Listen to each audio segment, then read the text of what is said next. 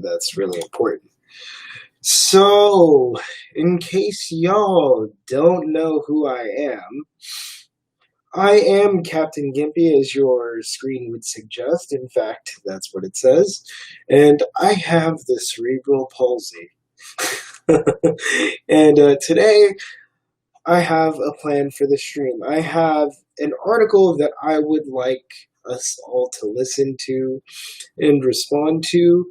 I have some questions from some viewers and friends about disability things and just like generally how I think about certain issues. And then I have like somewhere in the middle of that, there is a clip from a documentary that I fell in love with years ago when I was a philosophy major called Examine Life, where different philosophers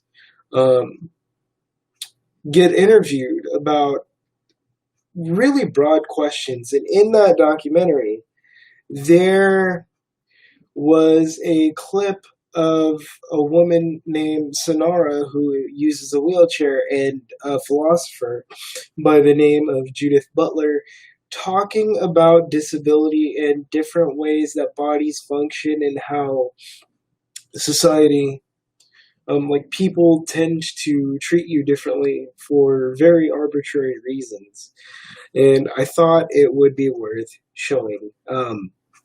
As always, I don't expect that, as this endeavor grows, that I'm going to be immune from copyright strikes. In fact, I will probably be prone to them.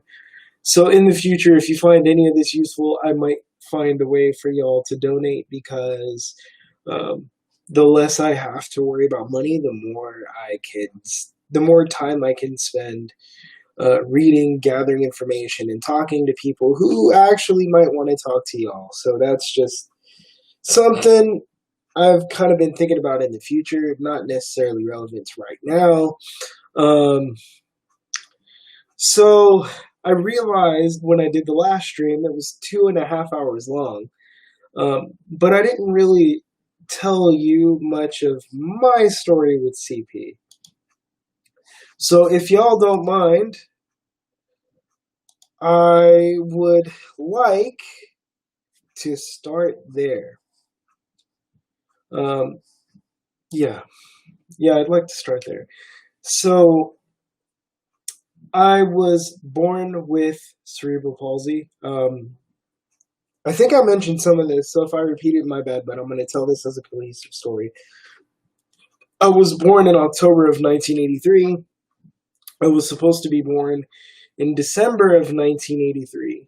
I was born 3 pounds and some change, and I was super tiny, and you could literally hold me in like your palm and a slight bit of your forearm. That's how small I was.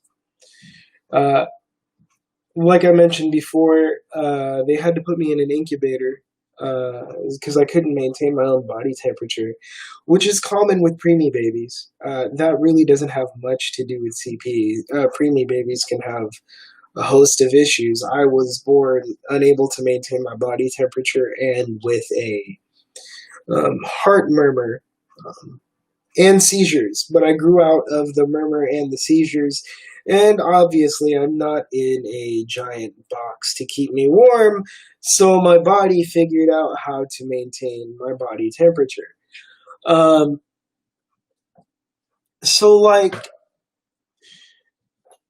I remember, like from my subjective experience, I remember using a normal walker that you'd put a baby in so they could start to be on their feet and roll themselves around and stuff. And I remember thinking, like, cool, I'm going to get rid of this one day. I was really young, dudes. But, like, I remember thinking, I'm going to get rid of this one day, and I'm just going to be able to, like, do it without it. That didn't happen. What ended up happening is that, man, one of these days I'm going to have to talk about my school experience, but I don't want to trail off into that too much. So, what ended up happening, though, is that when I was like, I want to say 8 or 9, I maybe younger. I had a I had a series of surgeries. One, I had abductor and adductor releases, so the muscles on the inside and outside of your thighs that allow you to do the whole straddling and scissor motion type things. I couldn't really do those because I was too stiff, so they figured if they clipped the muscles to loosen them, I would be able to do that. I also had a weird surgery that I can't find the name of to place some sort of device in there to keep my hip from sliding out of socket. That device eventually disintegrated, and it isn't in there anymore, and they don't know what happened because it's not supposed to do that. And I had a surgery called the selective posterior rhizotomy. Basically, like the theory was that, and this is the way it was largely sold to my family, which is something I have an issue with. I remember distinctly conversations where, with the doctors, so the thing is, they were like, oh, we've discovered that spasticity is routed from the brain through like the spinal column and its nerves. So if we cut some of those, we can greatly reduce spasticity, right? That's the theory. And it does work to some extent. They've improved on it, changed the name of the surgery, and people still get similar procedures. But I'm not sure that that specific procedure is done anymore. A couple of things I remember. I remember my mom feeling like this would make me normal in her mind. I don't know if she actually thought that in the long run, but I remember distinctly conversations with the doctors where she was left with that impression in herself. Um, and I remember being a very young kid and them asking me, like, don't you want your CP to get better? And I was like, I don't even know. Like, I couldn't say this because you have to understand, children, man, we want to make you happy. Like, and if you think something is good for us, like, no matter how smart we are, we're going to be like, well, what do we know? Like, this person cares about me and they know way more than I do, so I'm going to trust them. So,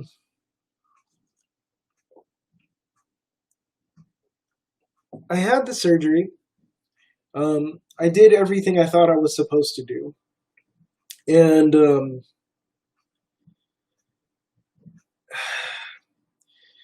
I remember really hating wearing AFOs. And if you don't know what AFOs are, they're molded plastic uh, things you put on your feet to like keep your feet from turning out or in. In my case, it was both because it depended on. But usually, I would walk on the insteps of my feet so as to prevent that. And no matter what you do to try to make them comfortable, they're not comfortable. I don't care what any physical therapist says. I don't care what any doctor says. You wear them and you tell me that they're comfortable to put on and then put inside of a shoe, which in order to fit them, you have to remove the sole of any shoe, even shoes that are specifically intended to fit AFOs, and then you have to walk on them. And that puts a lot of pressure. I was getting a ton of blisters. It was a miserable experience to walk on them. And so eventually, so I did therapy, and my family would have me walk everywhere that I could in a walker, and I get that, and I'm thankful for that. But, it hurt, dudes. And, it took me really long to get anywhere. And I know people who've gone through that and, succeeded. But that largely depends on the type of reinforcement you get. For me, I feel bad because I don't want to feel like I'm talking shit about my family. But at the time, looking back, I understand, right? But to some extent, I would still disagree with the way they approach things. On the one hand, they were really concerned and supportive, but on the other hand, the types of reinforcement they used were negative reinforcement. So, more or less, like to me, doing all this stuff didn't feel like something that was good for me. It felt like I was obligated to them. And when you're a kid, that doesn't work. What it ends up doing, what it did for me, was it caused a whole lot of tension around um, what I thought I was worth. Like, I didn't think.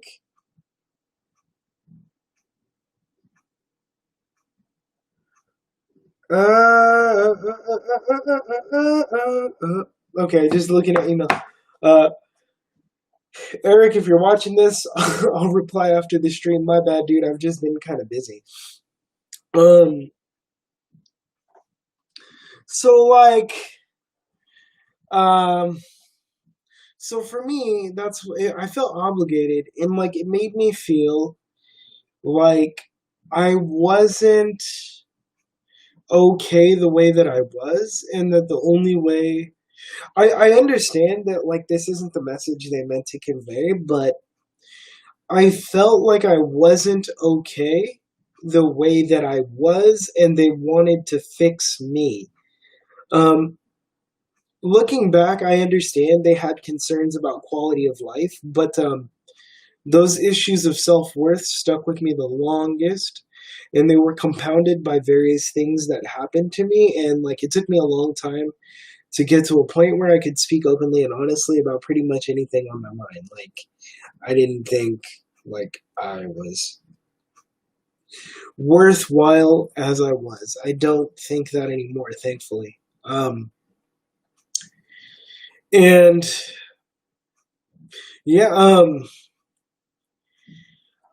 I didn't really start thinking like so. My family was a very military grown family, right? Um, so it's like all the harshest parts of like Marcus Aurelius, Epictetus, and Seneca without any of the softness.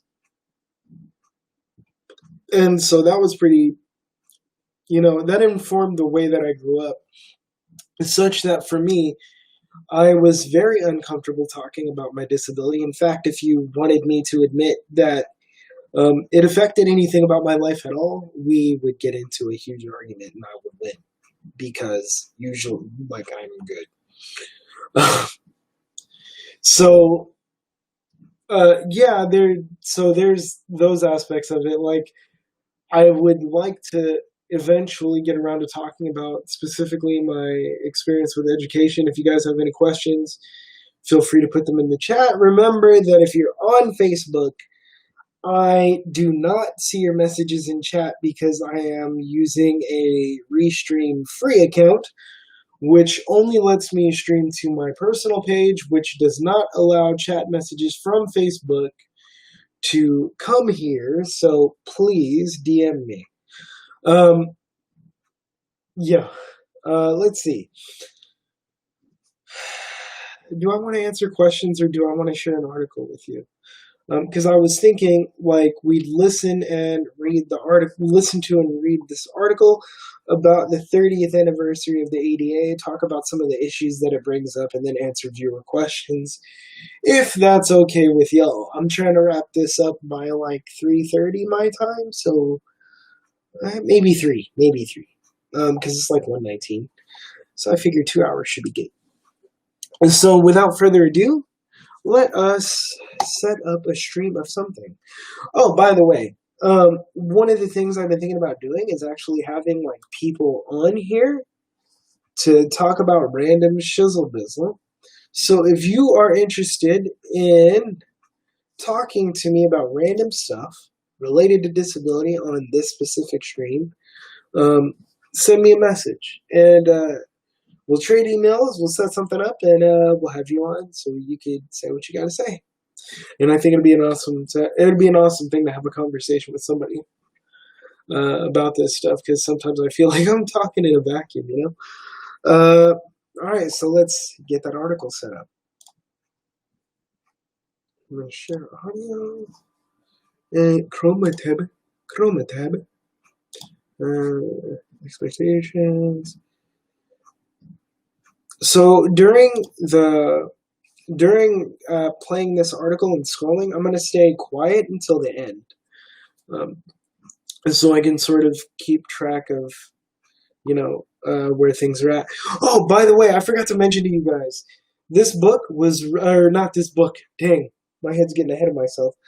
This article was written by a dude named Joseph A. Shapiro.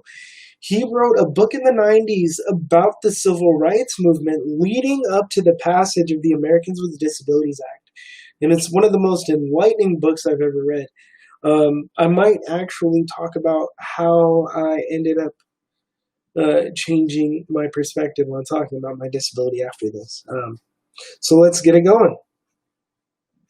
I'm going to mute my mic so you don't hear my and coffee and all that. Oops, wrong thingy. I'm so bad. Okay.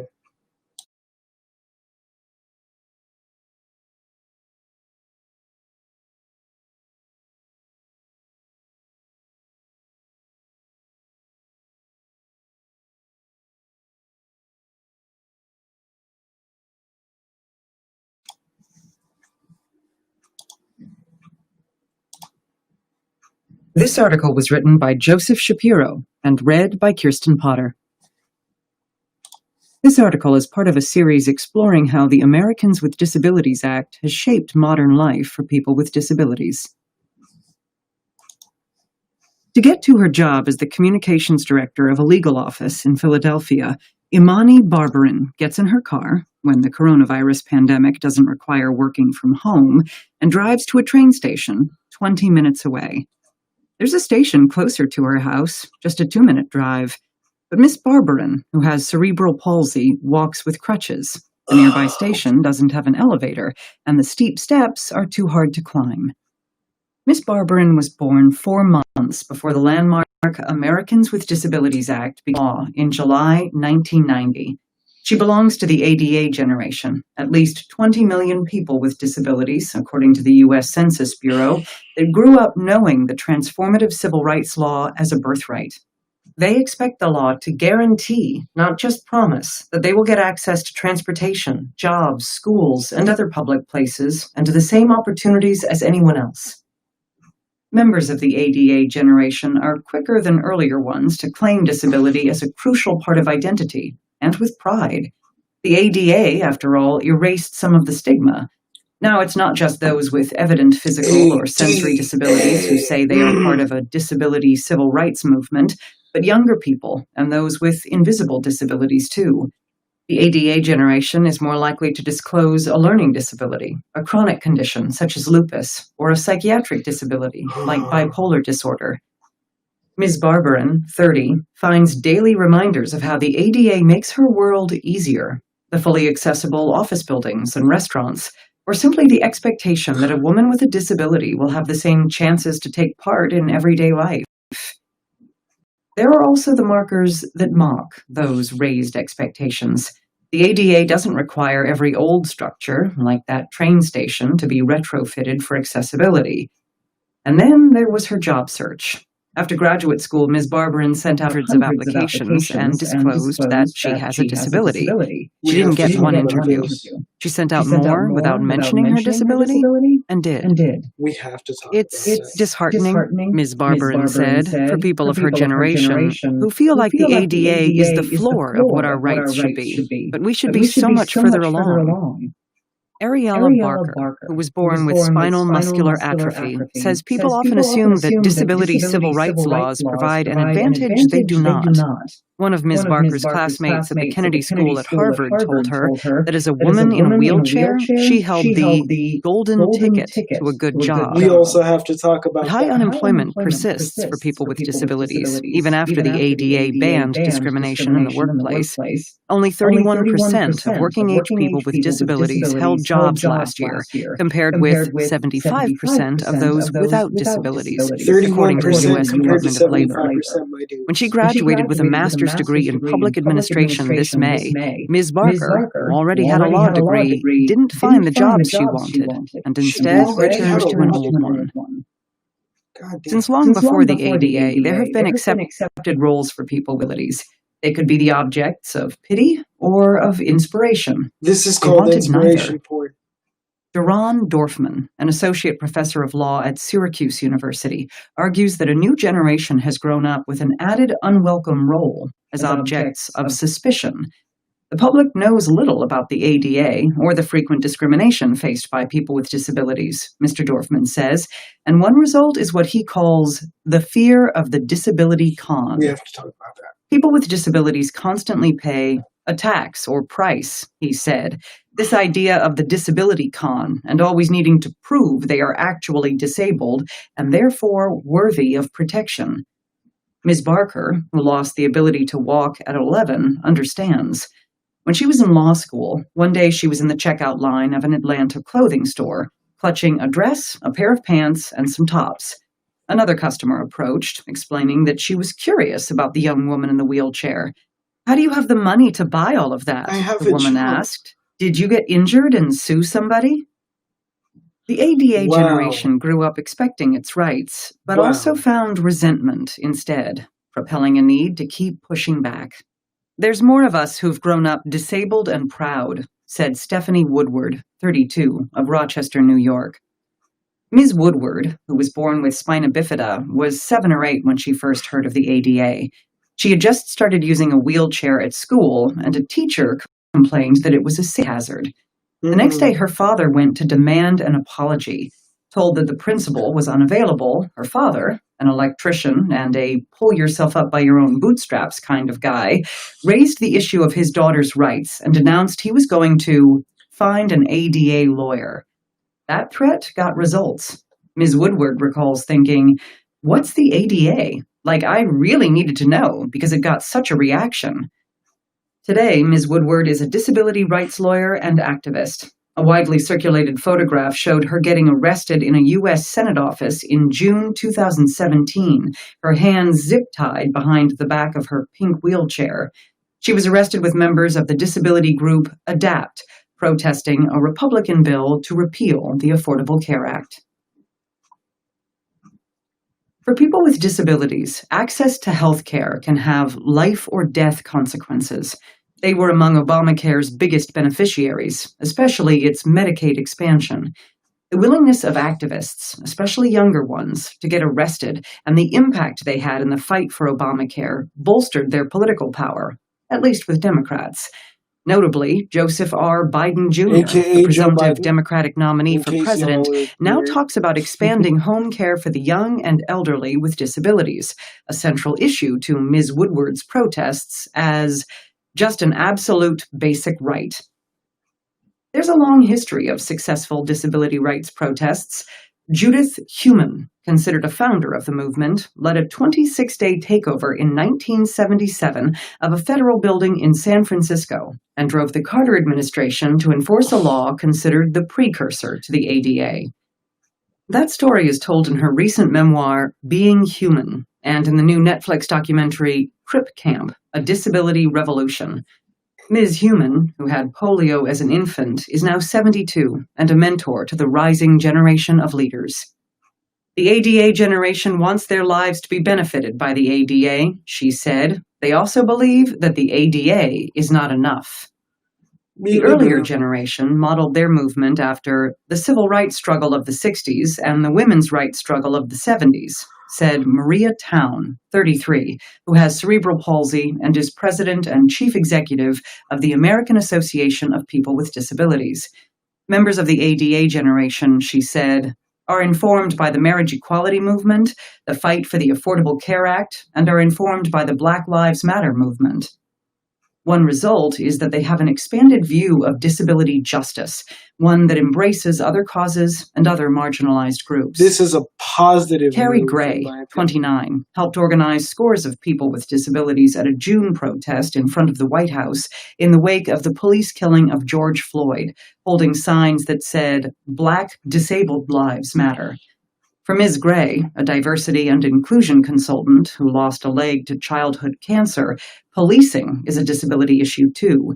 At least a third of those in American jails and prisons have disabilities, according to the Department of Justice. She argues that disability and racial justice issues encompass COVID-19 too.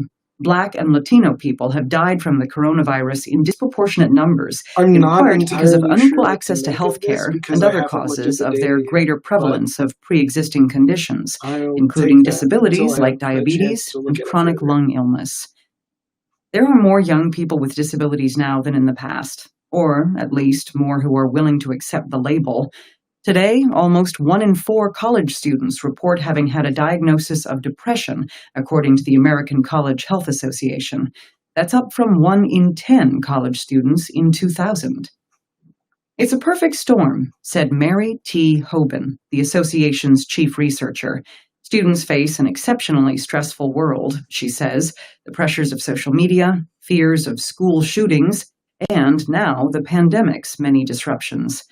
Far more seek mental health services than used to be the case, she says. One reason? The ADA erased some of the stigma of mental health care issues by requiring schools to make accommodations, like private rooms for tests or liberalized permission to take a leave of absence. Also true to their age I've group, never members been of the given that ADA latitude generation except by use social individual media to professors. meet and organize.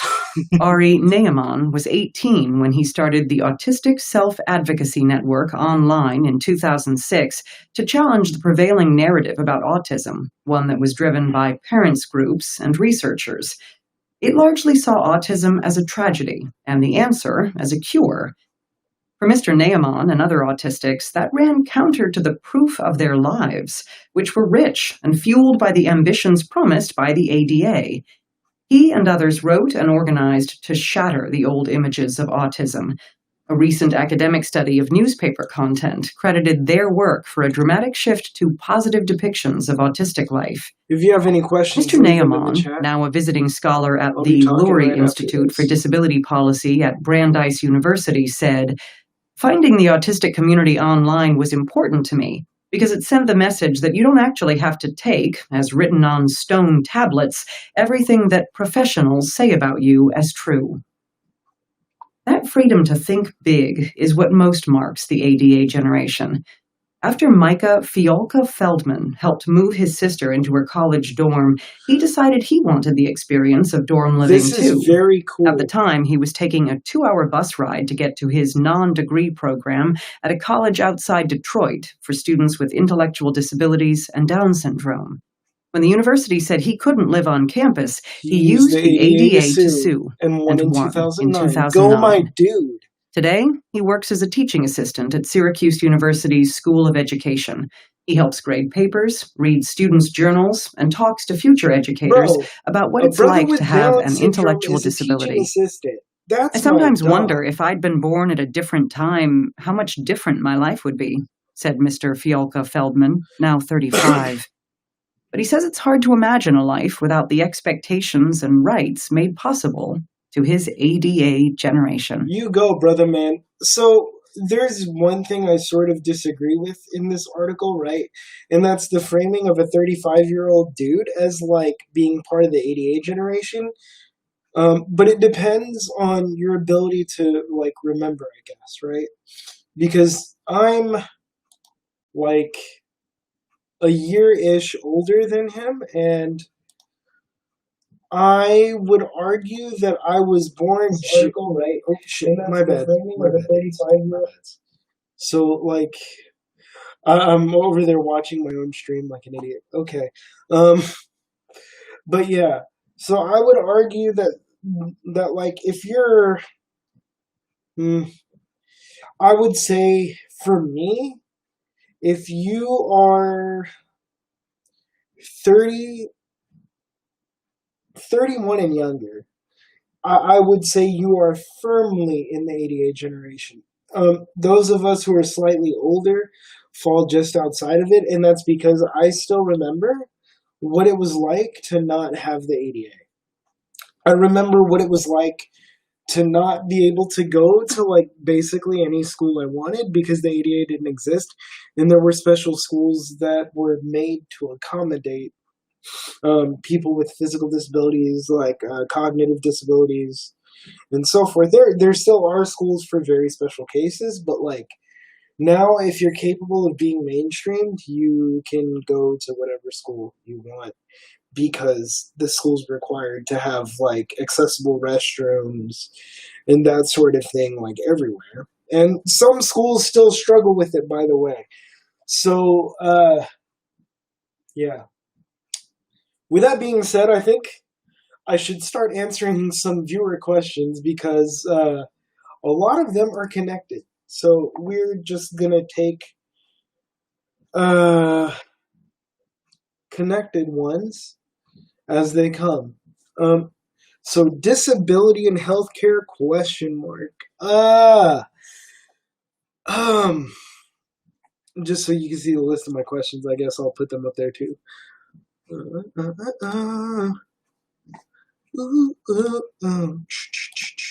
What does this look like on stream? I don't know. Oh, oh, oh, oh, oh, oh, you can't see the whole thing. All right, so I'm going to spotlight it. So, disability and healthcare. This is a very complicated topic. So, it really depends because in some cases, if the disability is mild enough, you probably won't need any additional healthcare that anyone else, other than that, which everyone else would, right? Okay, so like I met a woman a few years ago who had CP, who went through a bunch of physical therapy, and her case was mild enough to where like I could barely tell, even as someone who looks in the mirror at a CP body every day. And I've looked at several CP bodies in my lifetime. So for her, she didn't really need much else. But if you use a wheelchair or have any kind of DME, which stands for durable medical equipment, um, the cost can skyrocket. So I have some work to do on my own situation, but like, let's say, for example, I have to replace the wheels on my wheelchair. So I'd need treads, and then I'd need the wheel and the axle if all that were broken. So depending on whether they're sold separately or together in a bundle, if I buy the wheel and the axle together, it's like $300 per wheel and axle without the actual tire treads. The tire treads are actually reasonable, but the wheels aren't. And the chair that I'm sitting in, you can't see it because camera, but this chair, the way that it's kitted out, costs $12,000, and it's not an electric chair, or rather, power chair. So that's something to keep in mind. So if, like, people often say, like, there's better insurance than Medicare, right? And I agree. There is much better insurance than Medicare. But the thing is, Medicare covers all of this at no cost to me, right?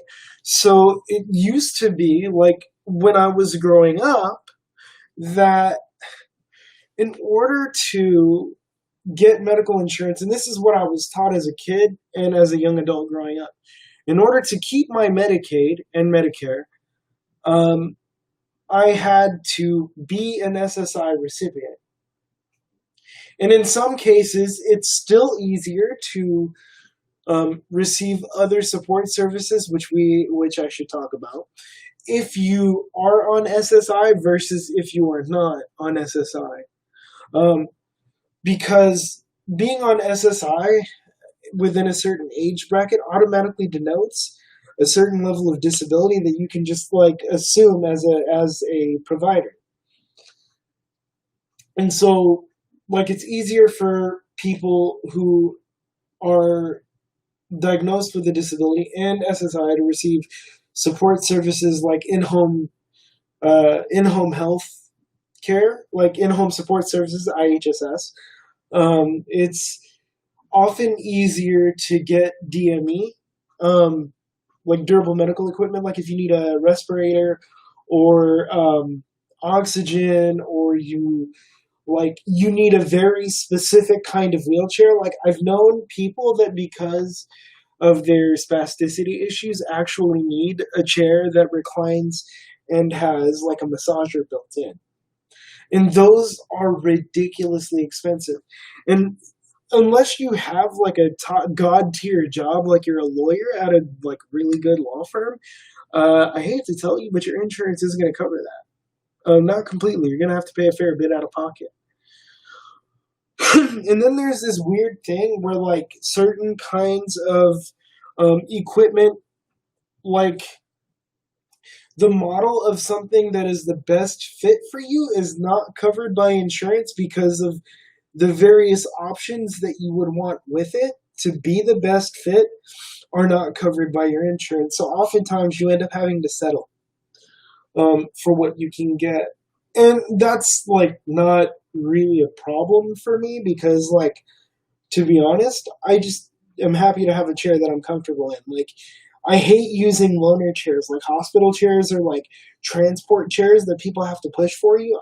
I don't like that's not a good experience for me. And like, yeah, I would rather not. um, so now it's possible to be employed and maintain your Medicare and Medicaid. I don't know if that can be combined with other insurance because I haven't done it. I've only ever like used Medicare and Medicaid for my insurance coverage because when it works, it's been the most convenient for me, and when it doesn't work, it takes a long time to resolve. But a lot of oh man, this leads to so many social issues. Um, a lot of parents and people in general tend to think that if you're on Medicare and Medicaid or you receive SSI, that automatically means that you A, don't want to work, and B, are lazy. And that is just not true. Um, I've had a couple different businesses that I've since had to stop doing because I had a really serious depressive episode and I couldn't push through them. But I was a web developer for a long time, like since I was 14.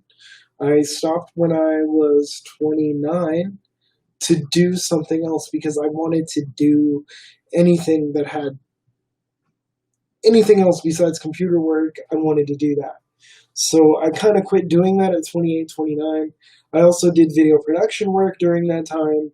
I did graphic design work. I did like branding, identity packaging, all that sort of stuff. Now things have changed, so if I'm going to do that again, and I'm considering it strongly, I'd have to reinvigorate some of those skills because I've really just sort of let them go. I did not do any related hobbies during that period. Um, I knew a dude who was actually really inspiring to me.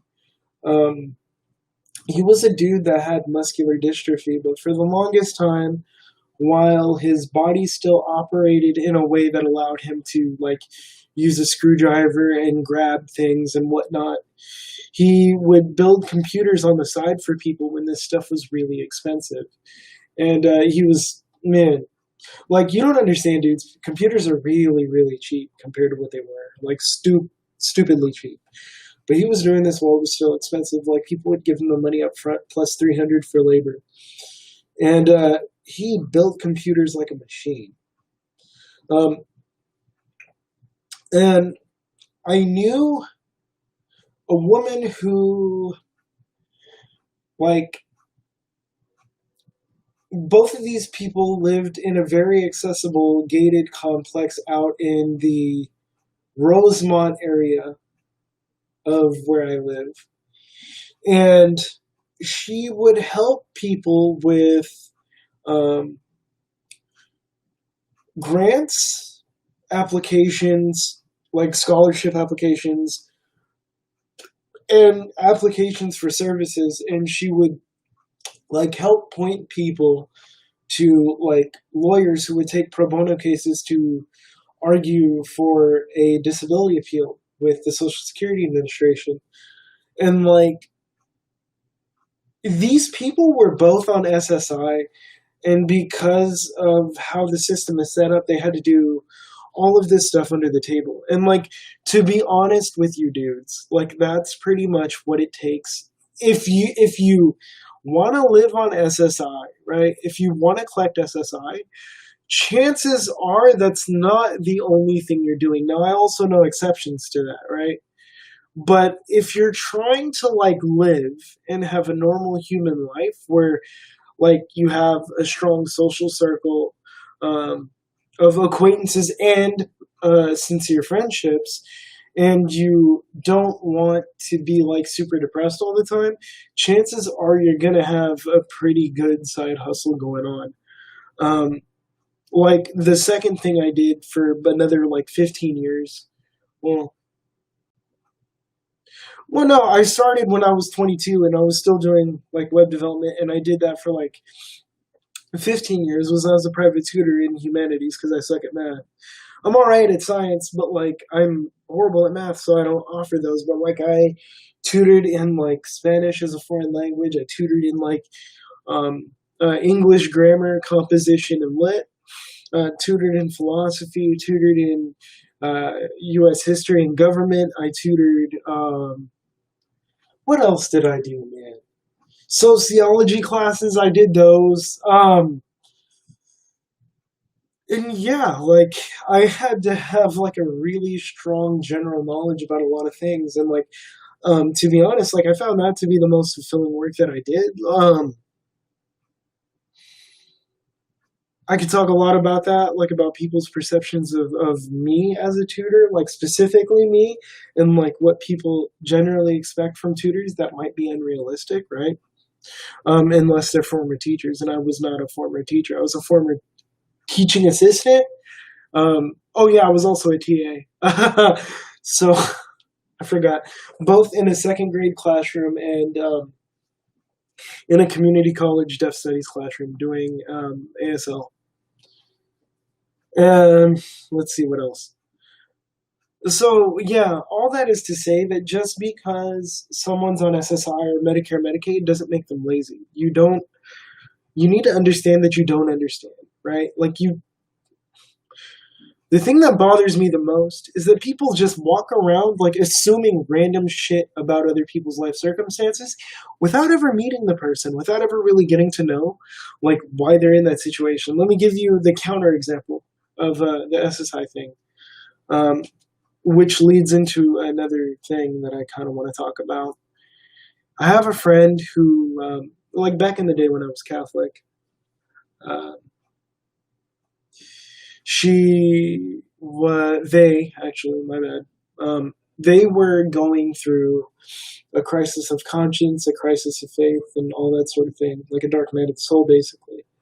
And so, like, this person and I, we'd known each other since we were literally children. Like, they were in second grade, and I was like in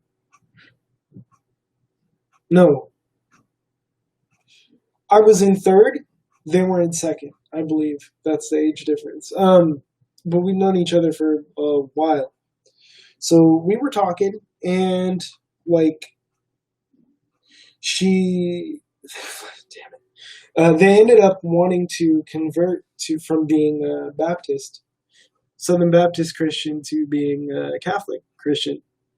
Yes, I said Catholic Christian. They're not mutually exclusive. They're branches of the same basic theological roots, right? And they embraced it a lot more than I ever thought, to the point where um, they wanted to enter a convent, but the diocese felt as though, like, the convent wasn't the place for them. So they have decided to consecrate their lives to the church. So that means like total celibacy, a life of study and prayer.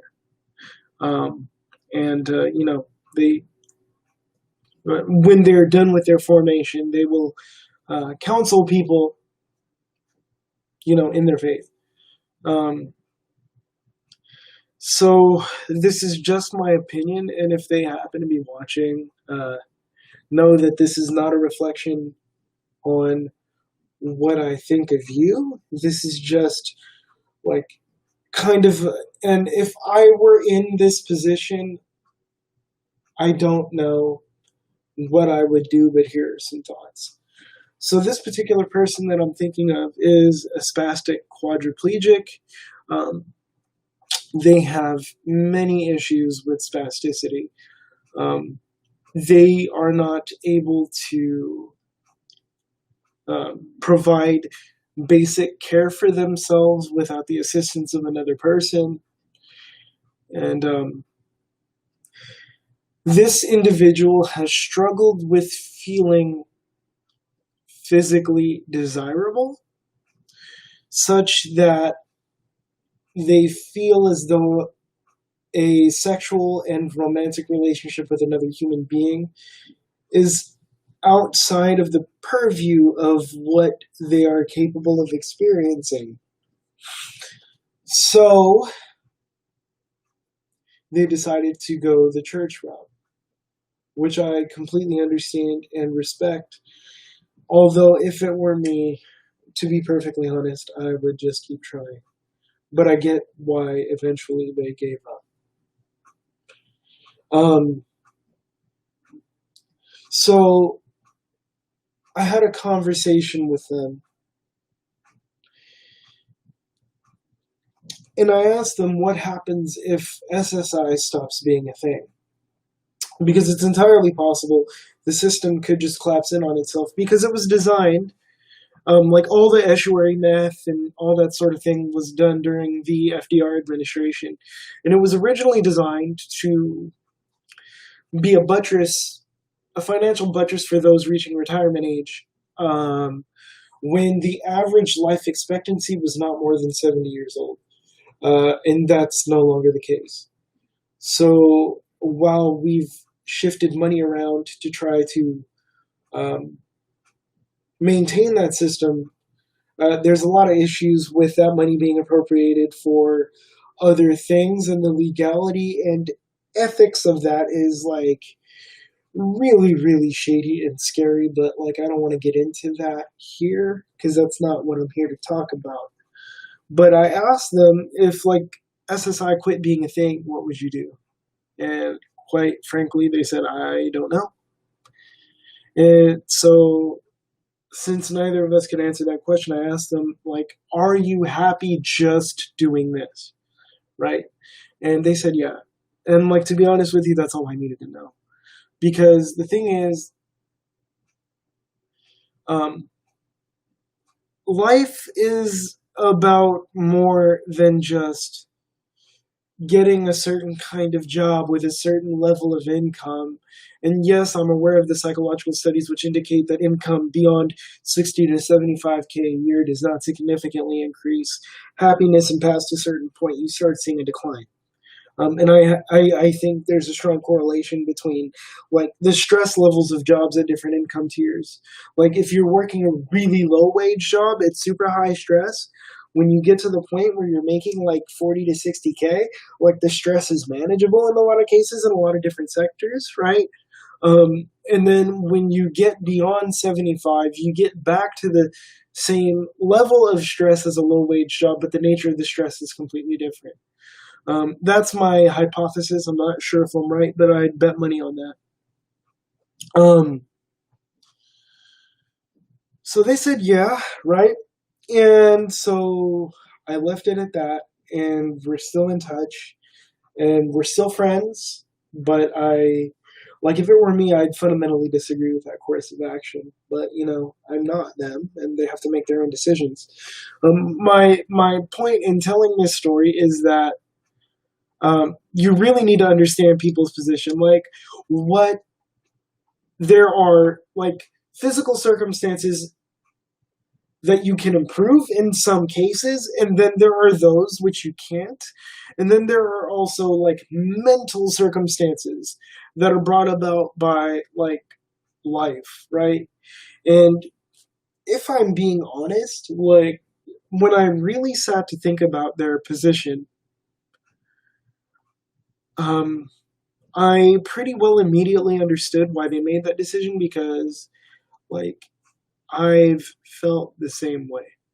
And so like I imagine that if I were feeling that way all of the time, it would be extremely difficult for me to um, want to pursue what most people would consider a normal life. I hope that makes sense, and I hope that wasn't too long-winded. So yeah, disability and healthcare, and why it's complicated, and why like life around those circumstances can be complicated, because some people need a lot of provisions in order to um, just exist, to even have the chance at living, dudes. Okay, so the next question I have is like, I would like to know what you want people to know about your experiences. What does accommodation and help really mean to you? And what do you appreciate from your experiences? Um, that's a really like good and long question. Um, man, um, just the fact that like prejudice is real. I've had people be concerned about catching CP because they have no idea what it is and they don't want it. Um, we're not friends anymore, but I had a friend once who was a part of a very small sect of Islam, the Sufi sect, who was one of the coolest people I'd ever met, right?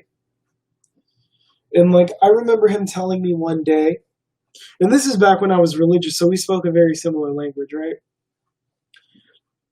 I remember him telling me one day that he couldn't wrap his head around the idea that an omnipresent, omniscient, omnipotent, omnibenevolent God could allow someone who has such a good soul to inhabit such a mangled body. Those were the exact words, and they haven't left my mind. And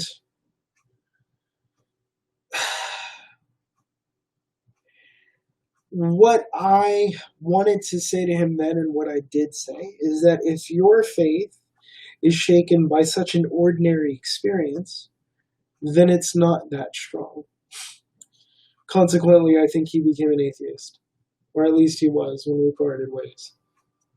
But the prejudice is real, right? Like that's one form of, those are two forms of prejudice, which actually lead me to the inspiration porn question, but I'll get to that in a second. And the other thing is like when it comes to dating and jobs and like every other social sphere, it's a different struggle than I would argue it is for most people, right? Because, well, let's see, I have black friends who actually tell me really similar things. So if you're out there, like, I have a friend of mine who's like stupidly dope, right? And he's like super forthright about his experience and like his perspective on his community and all that.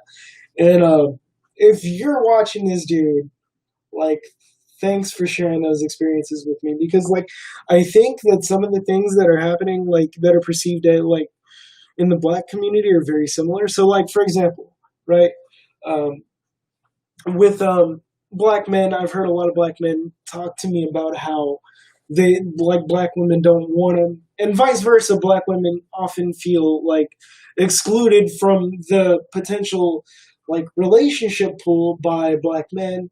And so when it comes to disability, right, it's kind of a similar story. So when I was growing up, my grandparents like literally told me on an almost daily basis and in different ways that like it was up to me to find a partner who could take care of me, right?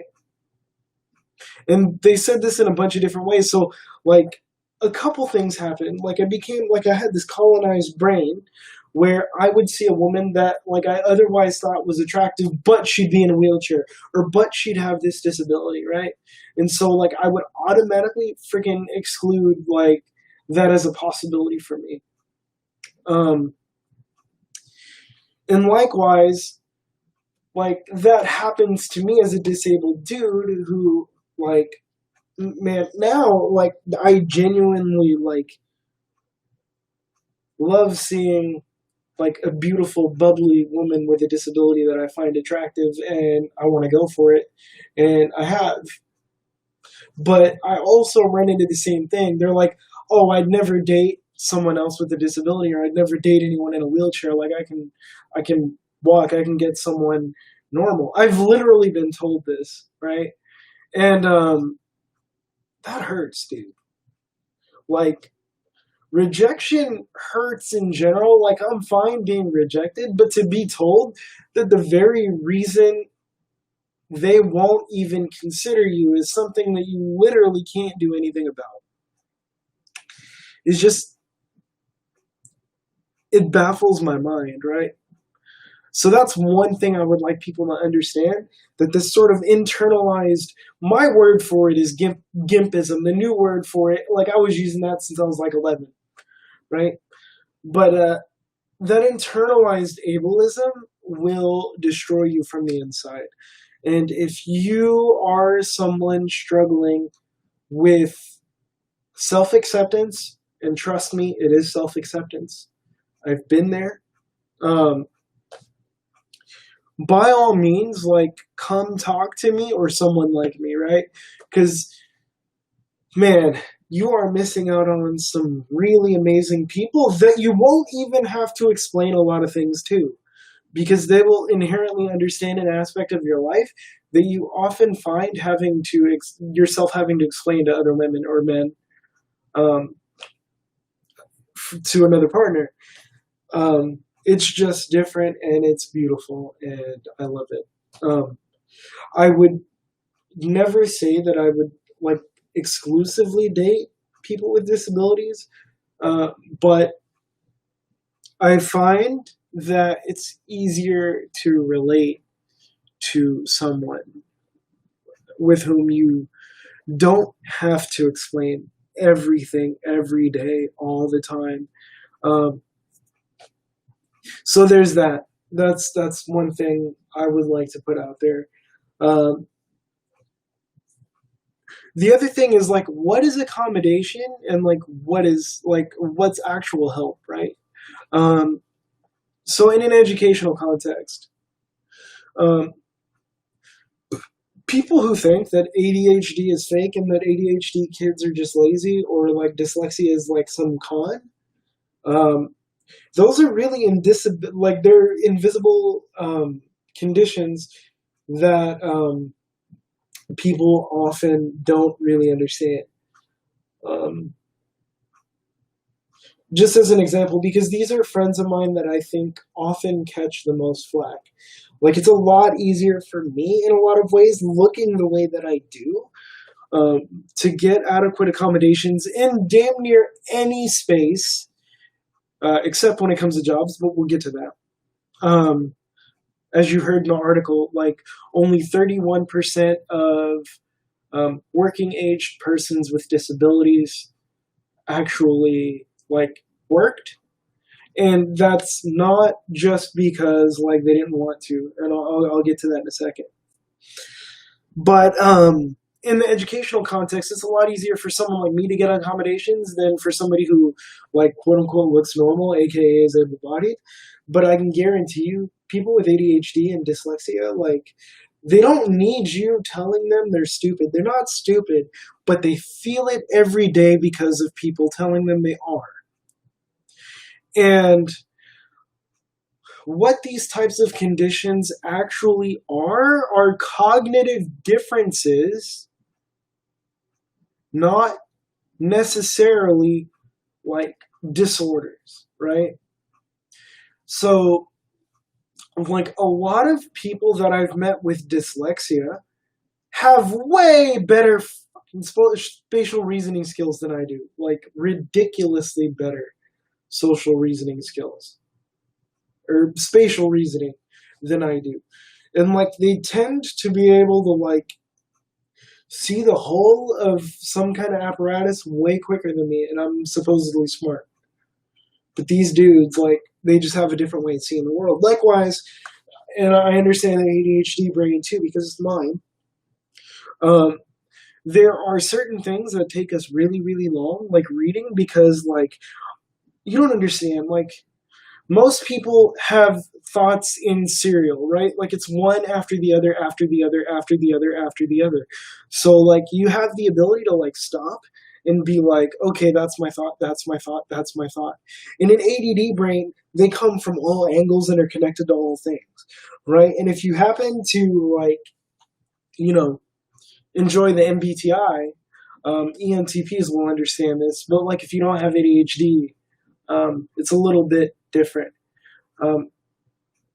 Because for me, like I'll literally forget things that I just read, even though I completely understood them. So like I have to go back and read them again, and it takes forever. And then you throw ASD on top of that, and it's really hard. So what does accommodation actually look like in that context? If someone has a motor coordination issue of any kind, whether it's the result of like Parkinson's, muscular dystrophy, or cerebral palsy or whatever, a fair accommodation if they're doing a data entry job is dictation software. It's not that expensive. I know how much companies like profit, especially in certain sectors, spending like $300 for a Dragon Pro license for one workstation isn't going to freaking kill you, and it can be set up to control an entire PC. It's not just for creating documents. Extra time on assignments is very welcome. Because of the way that I process things, I often get stuck in research rabbit holes, which means that when I do learn something, I learn it stupidly deeply. But a lot of times, the lack of flexibility in how we do things, specifically in an academic setting, will kill a lot of motivation for not just me, but a lot of people. Some people I know have had a hard time with school because there's not the budget for note takers and other kinds of study aids. So what often happens is like your disabled student services department will tell you, oh, well, then, yeah, you can record the lecture. But for some people, that audio modality does not help them very much. So it would be a lot more efficient if they had notes and the lectures. So sometimes, hey, what's up, dude? How you doing? Any questions about gimpiness for me? I don't know if you know what I'm doing here, but I'm like answering questions about, being gimpy, having cerebral palsy, being disabled, or just, shooting the shit. So if you have any questions, bam, hit me. This is a list of questions I'm currently answering up on the screen. Right now I'm kind of going off on a tangent about like accommodations in educational institutions and that sort of thing. And so like note takers are very important. A lot of professors look at their lecture notes as being like intellectual property that they hold on to like it's $1 million copyright. So a lot of times getting notes from a professor is not even remotely an option, which annoys the crap out of me. Because it's not really that big a deal, dude. You're like, with good research skills, you're not much better than Wikipedia in the context of that specific class. If I'm being honest. So, but the valuable thing that I appreciate from the vast majority of my experiences. How would I summarize this? So I've learned to very quickly assess what I think people's motives are. And like as time has gone on, I've been more open to uh, positive influence from people. And like one of the things I want to take away, or want people to take away from like all the things that I say, is part of what you bring to any situation is your viewpoint. So if you walk into a situation inherently looking at the situation you're going into as negative, that's going to affect all of your interactions with people. Now, there are caveats to this, which I'm going to get to with the inspiration porn thing and being seen as someone to talk about disability and nothing else with, or talking about disability and nothing else, right? So, like, part of what you bring to any situation is your worldview, how you view the situation itself, how you look at the world, the set of data that you have walking into a situation. And the more you can be open to hearing other people's perspectives, and I mean truly open, I don't mean fighting your own ego while you're listening to somebody else. And this is a skill that takes time to develop, right? But the more you can do that, the more, like, I have found that I'm capable of opening productive dialogues around disability issues or any issue in general, really. And philosophy sort of helped with that after I got over myself. I read a lot of philosophy and it made me really arrogant in my 20s. But it also gave me tools to dissect things from different angles, which serves me well now.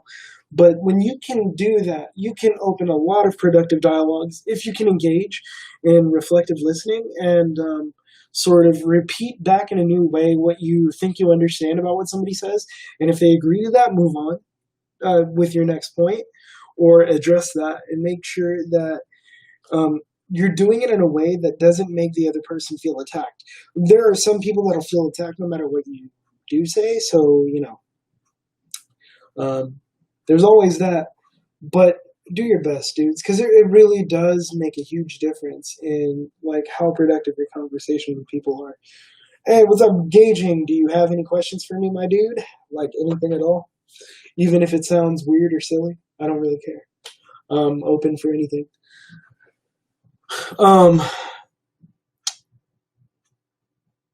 I've also learned the value of, like, grit, right? Like, so... Oh, thanks. I really freaking appreciate that, dude. So, like I said earlier in the stream, right, I grew up in, like, a very military family. So imagine, like, Marcus Aurelius without really the emphasis on kindness or the example of what that means directed toward you personally. So that was hard, but I feel like as I got older and I read more Stoic philosophy, because that stuff was really interesting to me. By the way, like, side tangent, because we're going to do, like, sessions on that too, because I have a friend who's, like, really into this. But we only have about 5% of the Stoic literature, right? So Marcus Aurelius, Seneca, and Epictetus, and the fragments of things that are around because of Cicero and that sort of stuff. Like, I didn't know about the modern Stoicism movement when I came into it. So for me, like, I had to fill those gaps with Buddhism and Taoism, which is why, to me, I don't see them as separate. I understand people get cranky. But for me, like, diving into those philosophies helped balance the grit with this notion of, like, manliness or toughness as encompassing being kind. And that's something I didn't necessarily get in my upbringing that got fleshed out for me because of my own learning. And I'm really freaking grateful for that. The next thing I want to talk about is what the hell is inspiration porn, right? So I'm going to be a dork, and I'm just going to show you the Wikipedia articles so I don't have to, like, type things. Let's get rid of this and link something else.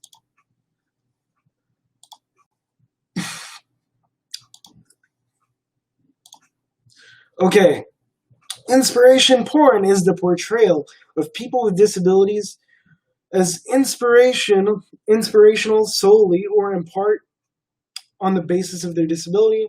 The term was coined by disability rights advocate and activist Stella Young in an editorial piece in the Australian Broadcasting Corporation's webzine Ramp Up, and further explored in her TED Talk.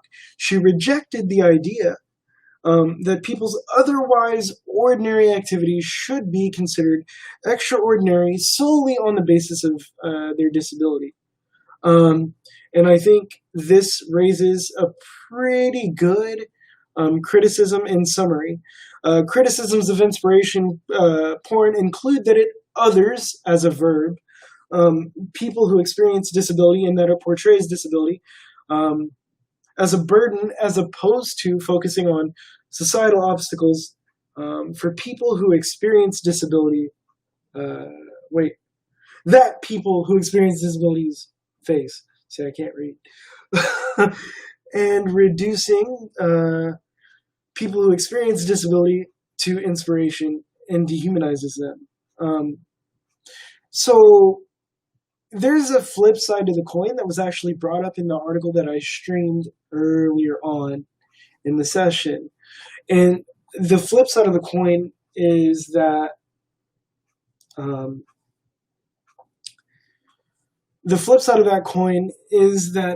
uh, people with disabilities are often like either looked at as really inspirational just for like doing normal things like putting your pants on and like going to school and taking a shit and things, right? They're like, oh, you're so inspirational because you're like up and around and you're doing things, and I see you in the community. I'm like, yeah, but you have no idea what I'm doing. For all you know, like I could just be chilling in the park reading a book or smoking a bowl or, you know, playing video games. Like you don't have any idea what I'm doing.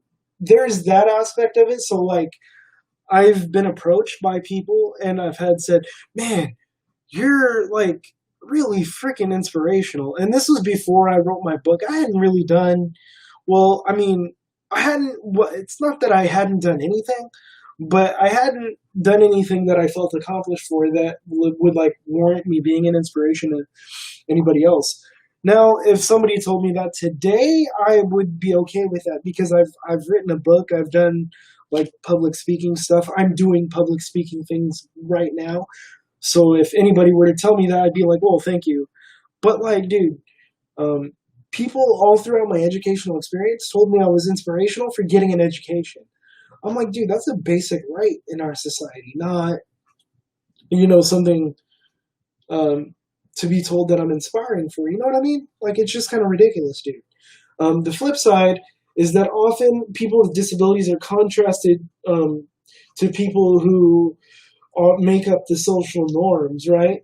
So, like, oh man, um, you're such like seeing you reminds me of how grateful I am to like be alive and stuff. And I'm like, what do you mean? Well, it's like, because I don't know like what I would do if I was in your position. It's like, what position is that? Oh, you know, uh, like what, Filipino? No, no, no, no. Like, oh, you mean the wheelchair. And then they're like, well, I didn't want to say that. I'm like, obviously, but like you were going to say it, so just say it. And that's the flip side of that coin. And both things to me are forms of inspiration porn, right? You're either inspired by being reminded of what you have as opposed to someone like me, or maybe someone you perceive to be in a worse situation, or like you're inspired because seeing me do normal things is like inspiring to you because you couldn't figure out how to do it. And like, to be honest with you, dude, like that does not make you a good human being. It makes you very ignorant. And like, I'm not mad at you, but like, dude, if you find yourself thinking like that, you would like find someone to have a conversation with, dude, because we lead lives that are just as complex and full as yours, and that's what I want you to know. Like, I understand. Like, okay, by contrast, though, I've been told the same thing by a dude who taught a lot of my philosophy classes in school. He's an older dude. He's probably about 70 right now. And he came up to me. He was like, Mr. Brady, I've known you for a while now, and man, I have to tell you, man, you're a pretty inspiring guy. Like you're bright, and you're actually like trying to better yourself, and it's good to see you around. Now, I know people who would get so offended by hearing that, but like for him, dude, that comment from him was super genuine, and he came from a generation where you literally didn't see that anywhere, right? People like me, when he was growing up, were put in state hospitals. Still. So for him to say that, I had to like stop, think about the generation he grew up in, because um, my grandfather grew up in a similar generation, right? So I had to think about it from his perspective, and then realize that he did not meet people like me when he was a younger man. So for him to see like somebody like me who could engage with his material like at a pretty good level and be like correcting, yeah, it is super sad that people like me were in state hospitals, right? State hospitals weren't closed in the United States until 1970, if I recall. It's a very recent thing. That's why it's really important to me that people don't take the civil rights that we have, whether you're from the UK, whether you're from France, whether you're from the United States or anywhere else similarly organized. Don't take those rights for granted. They're super important. And it hasn't been that long that we've had them, right? Like the Americans with Disabilities Act, like the only legal structures that I know around disability are in the United States because, I live in the US. But the Americans with Disabilities Act was passed in 1990, and it didn't go into effect until 1992. I was 9 years old when it went into effect. Uh, so I didn't know about it growing up. I just knew that things were super changing, and I was like, "Oh, cool! Like I can go to whatever school I want now. This is freaking amazing, right? Like now I don't have to go to like a school with a orthopedically handicapped unit in it." And where was I going? Oh yeah. So you kind of have to think like when you're dealing with people of another generation, you have to think where are they coming from, and like do they mean it as a compliment from their point of view, and if not, what are they really saying? But like just try not to be like auto offended, I guess, by the way someone expresses themselves, because it could just be a generational or a social thing. They were never like they didn't learn how to communicate in any other way. So kind of try your best to give people the benefit of the doubt. Um, I try, dude. I don't always win, but I try to be level headed. Like in my 20s, I was horrible. I would smash people in debates like for fun. Yeah, people do indeed jump to conclusions. And like one of the things that life taught me is that like people jump to conclusions about me in the same way that I was jumping to conclusions about them. So when they see a wheelchair, they assume I'm retarded, and then they're surprised by the fact that I have an actual vocabulary and can like read and express myself and write well and think, right? So when I let that sort of sink in, I was like, oh, well, that's what other people are doing. Maybe I should take a different approach to how I try to talk to people. Mind you, dude, like it's okay not to like people, and it's okay to just be like, I can't talk to you, because some people, dude, some people don't want to hear what you have to say, and they just want to talk. But that's not your fault, right? It's okay to just walk away from those situations and be like, I can't.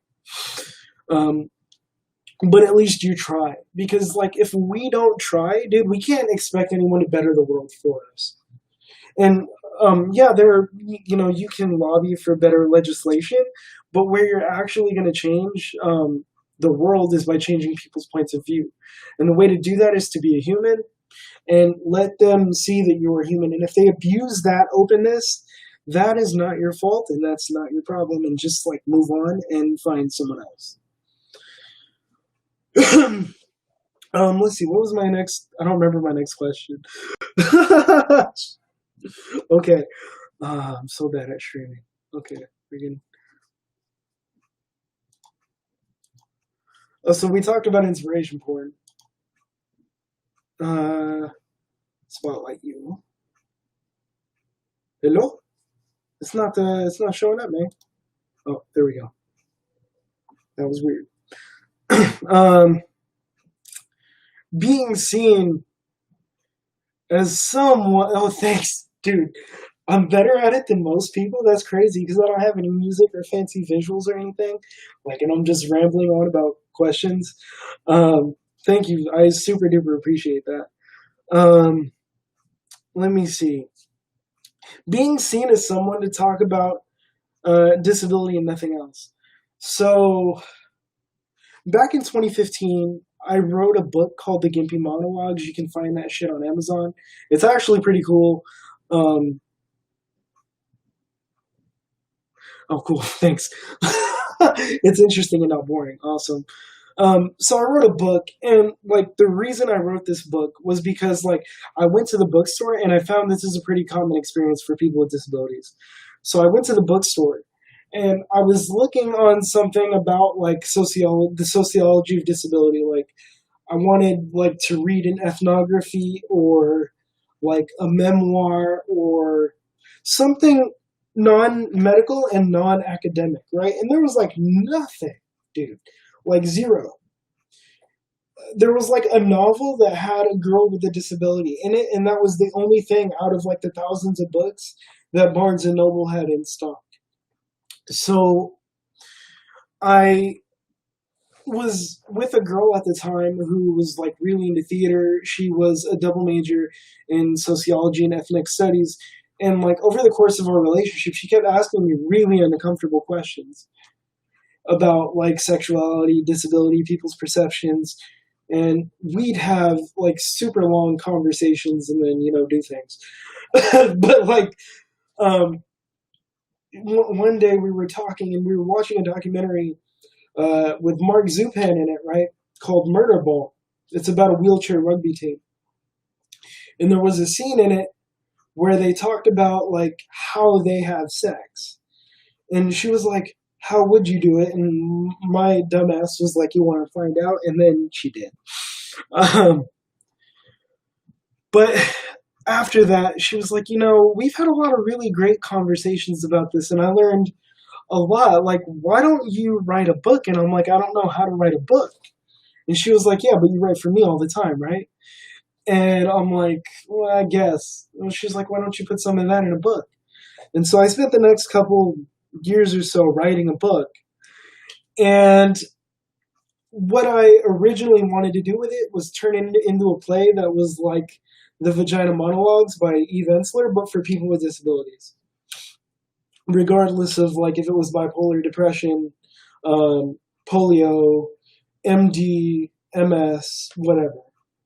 And so I wrote it as a series of poems and monologues that were to be performed in front of a crowd. But I don't know if you've ever tried to work with other artists, but it's so hard. Nobody has the same schedule. Nobody is committed to the same thing for the same reason.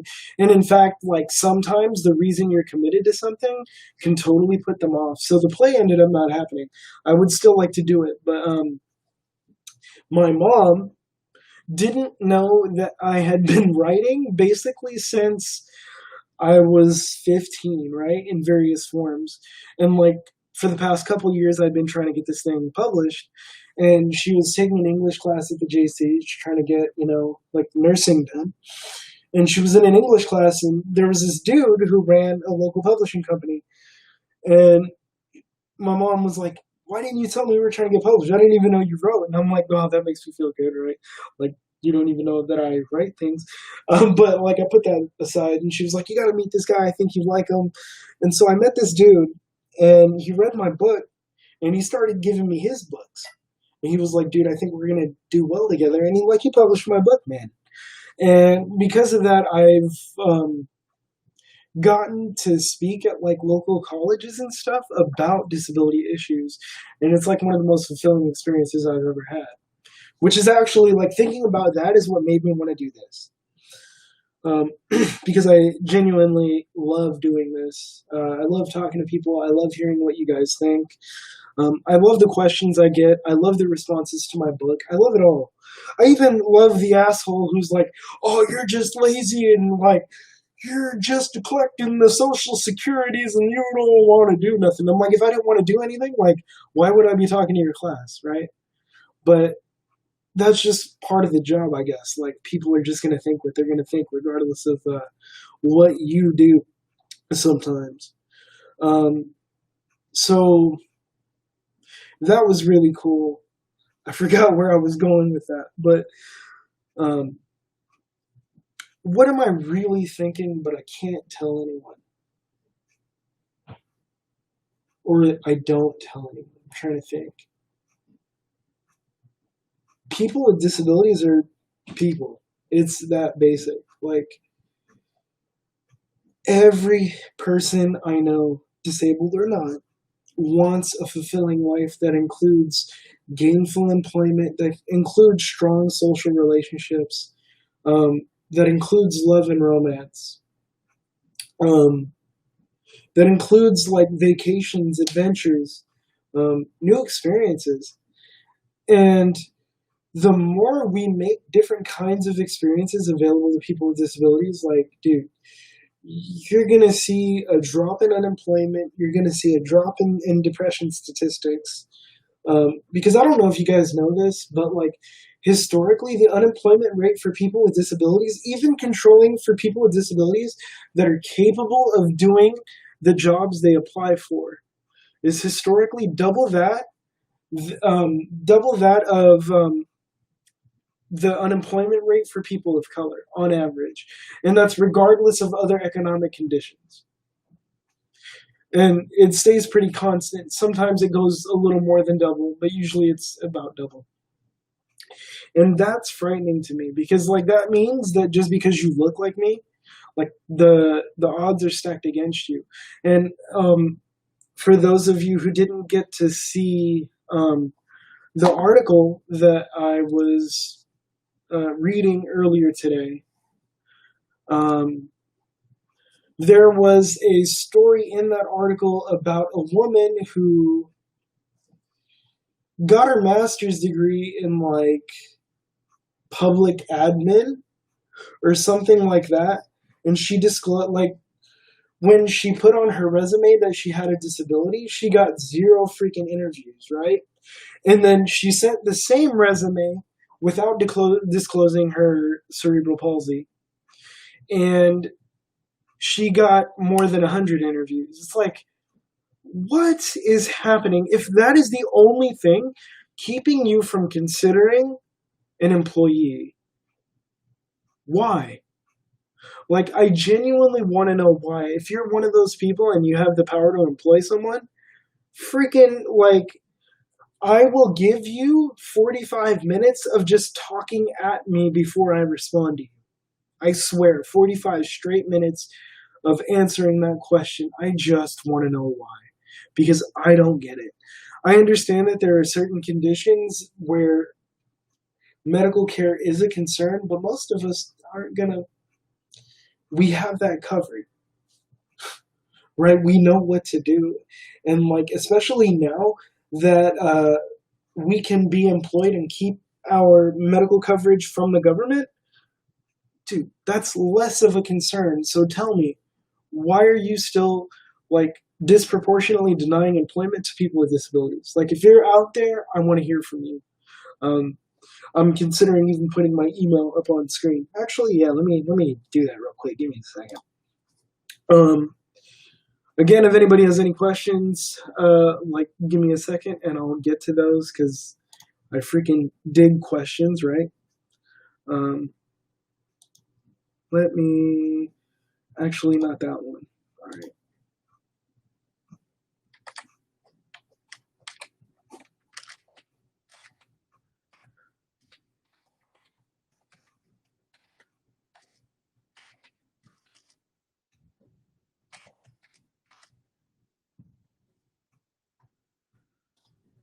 And then we're going to say, email me.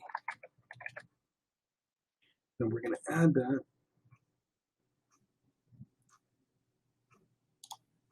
So if you have a specific issue that you want to talk about, I'm open to like having conversations on stream, and it's really easy to do with Restream. So let's do that. If you're an employer who has never hired someone with a disability, and in fact have turned down an otherwise qualified applicant, you're who I want to hear from. Okay, so somebody asked me about, oh yeah, so only talking about disability. That's the question I left off on. ADD, thank you. To be honest, like, I used to get pissed off by it, but that was because I hadn't really accepted the fact that, like, my disability did affect certain aspects of my life, but that I didn't necessarily have to take that as a negative. But now I really don't care, so long as we talk about other things. If the only thing we're doing is talking about disability issues, eventually, no matter how much I know about it, I'm going to get bored. And that's another way of dehumanizing someone, is to reduce them to a person that you can talk about one thing with, right? People are much more than that. So that's how I would answer that one. I hope that's a good answer. I don't know why someone asked me, but my daily routine is actually pretty boring, right? So most days I like meditate in the morning for 20 minutes, and then I do it again in the evening. I journal to get some thoughts out, like if anything crops up during the day that's difficult. During the morning, I do like 20 minutes of yoga with like about an hour of other workout.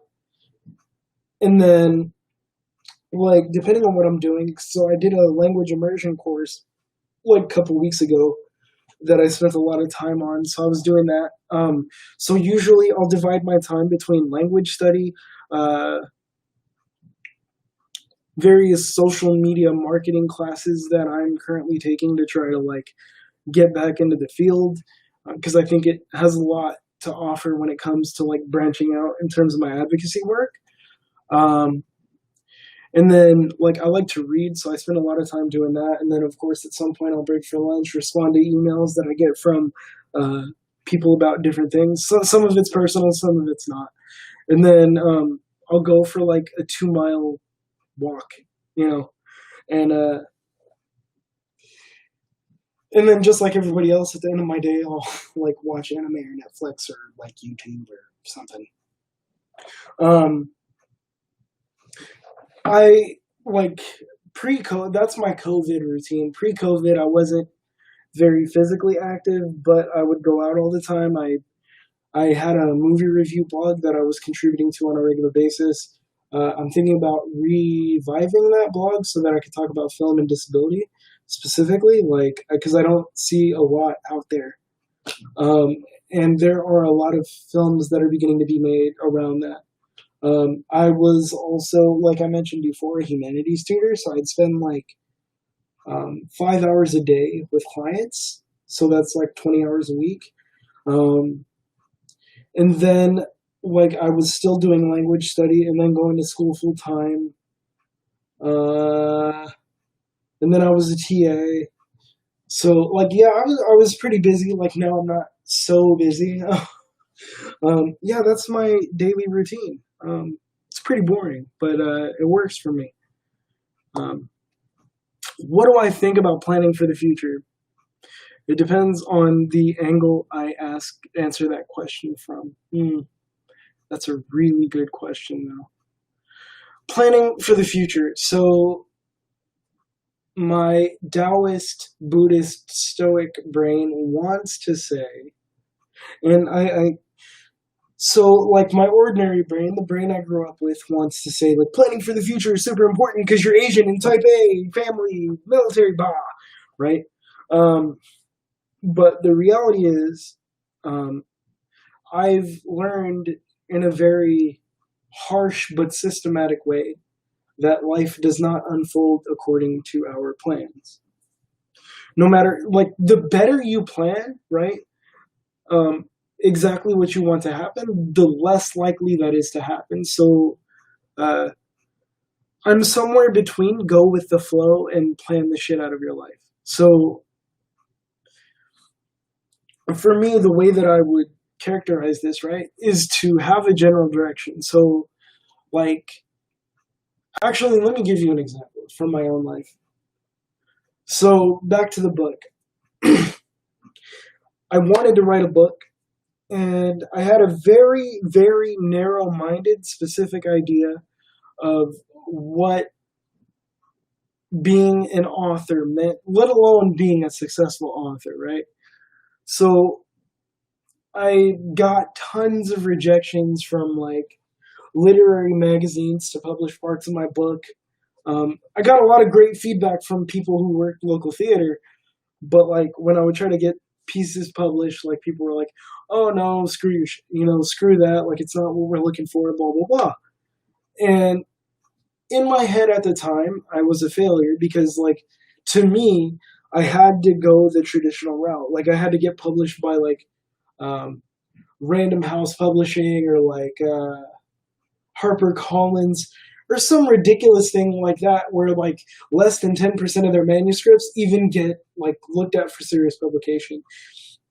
And like the kind of work that I was doing was not something that either company um, knew how to deal with. Like they don't do those types of books, right? And so for me, that was my idea of success. Like if I could get published by a big name like that, like that's auto success, dude. And what I found was that, like I said before, my mom met a dude who ran a local publishing company. He read my stuff, loved it, and you know, that was a wrap, right? And I found a different kind of success in that. Like, I met people that I otherwise would not have met. I had like 6 months of really great sales that allowed me to do speaking engagements that I wouldn't have been able to do otherwise. Like, I met people who gave me other advocacy opportunities. Like, I met spoken word artists. I had really horrible public speaking skills. So, like, the dude who published my book was like, yeah, you could come to this local venue that I'm running a show at, like, every second Saturday of the month, and, like, you could just read your own stuff, and it's a really chill environment, and I think people are going to love it. And that gave me confidence to actually improve at public speaking. Like, I didn't, like, study it, because I don't really think it's something you study in a book. But I like looked at what really good people were doing, and I tried to apply it to my own stuff. So all that is to say, choose a general direction, work your ass off to keep going in that direction, but be flexible in how you define the terms of your success. Because I think that is what gave me the greatest sense of fulfillment, even though things didn't happen according to plan in scare quotes. So yeah, like Forrest Gump said, and that's all I have to say about that, right? What does this question say? Hold on, let me actually switch to, oh, there we go. So, how does it feel when people talk to you a certain way? Do you feel burdened to not talk about your disability or the full experiences because it may be uncomfortable? Do people belittle you or have this tone with you, like feeling like they're tiptoeing around when talking to you? So this ties very intimately in with the inspiration porn question. So yeah, it oh wow. I'm just gonna spotlight myself, it's fine.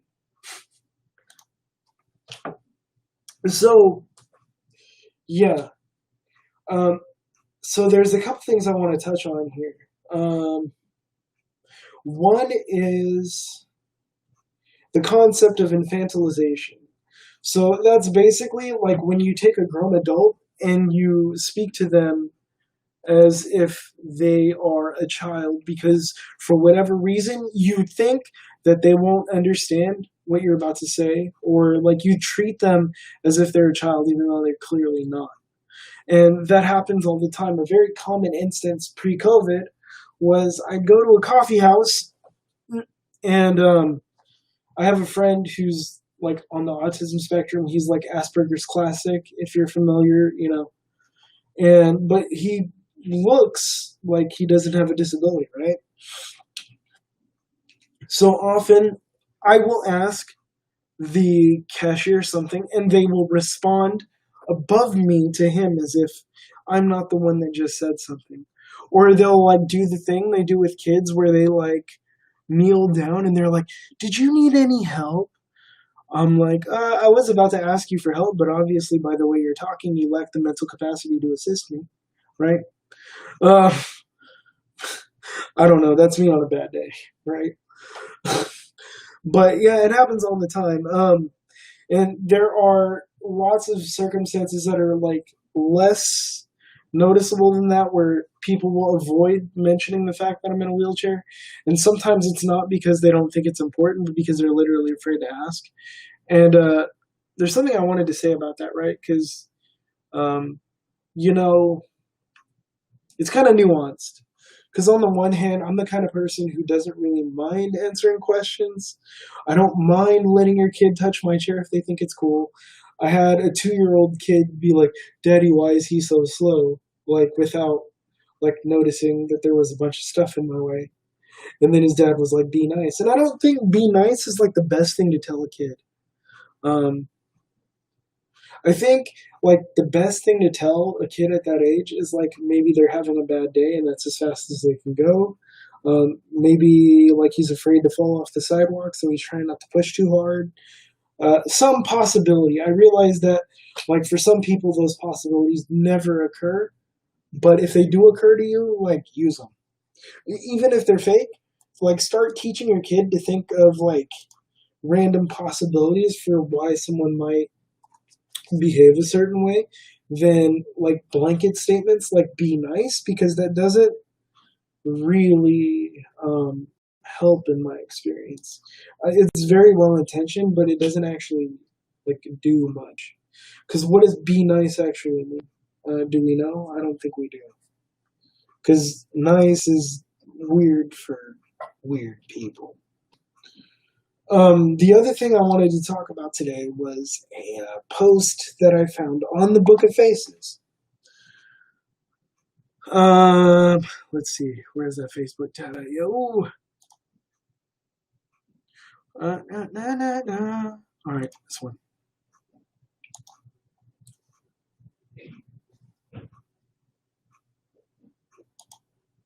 Oh no.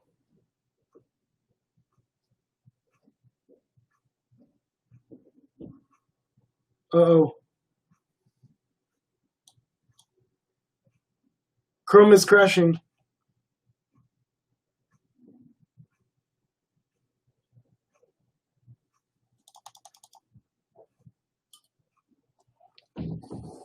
Oh man. All right. Hold on, dudes. I'll be right back.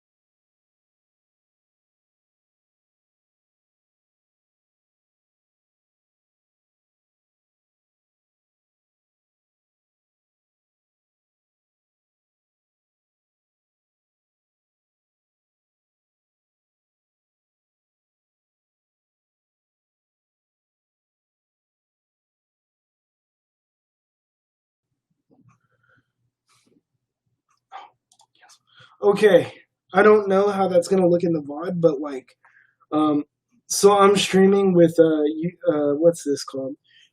Restream Studio, and like, it totally crashed on me. So my bads, I am back.